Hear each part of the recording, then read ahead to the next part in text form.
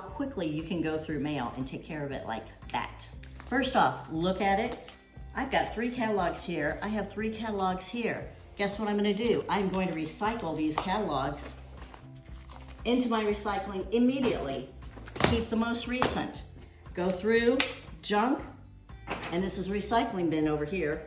Keep, look through, recycle. Here's another thing, we get these. Oh my gosh, there's a check I do need. I'm going to keep that, but you know what I'm gonna do? Make it fast and easy. I'm gonna keep the check, recycle the envelope. So this already went through, recycle. Oh, here's something else. Make sure there's nothing else important. Recycle, recycle. I'm going to read and recycle. Here's something, ooh, coupon. Pull the coupon off, recycle the rest. Now, I have narrowed down my magazines, something I'm gonna look at, and then 2 things I have to deal with, and I will open this one up as well.